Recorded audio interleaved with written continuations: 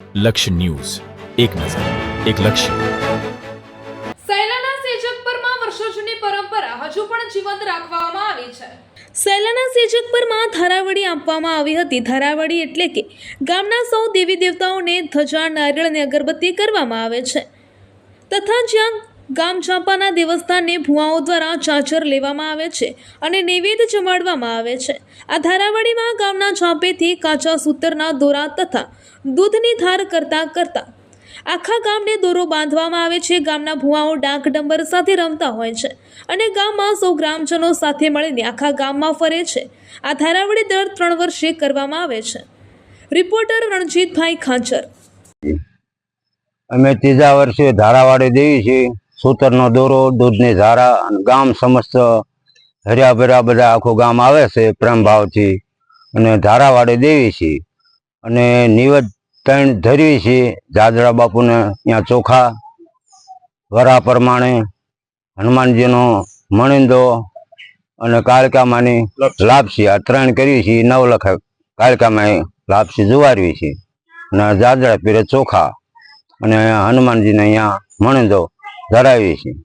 આવું કાર્ય કરવી છે દર ત્રીજા વર્ષે. જય માતાજી. જય માતાજી. અમે દર ત્રીજા વર્ષે ગામની ધારાવાડી દેવી છીએ અને ગામના લોકો બધા ભેગા મળી અને આ કામ કરીએ છીએ. ધારાવાડી એટલે ગામ ફરતો સૂતરનો દોરો અને દૂધની ધાર કરવાની આવે. દેવી દેવતાઓને ધજા, શ્રીફળ વધેરવાનું આવે, માનતા કરવાની આવે. અને બીજું કે જે ગામનો તોરણ બાંધેલું હોય એ દર ત્રીજા વર્ષે ધારાવાડી દેવી પછી એ તોરણ બદલાવાનું હોય છે અને એ તોરણ બદલાવવામાં, ધારાવાડી દેવામાં અમારા ગામના જૂના થાપા ધમરાળાના ભુવાશ્રી છે એમની જરૂર પડે છે અને એ ભુવા લોકો આવે પછી આ બધું કામ થાય છે. જય માતાજી.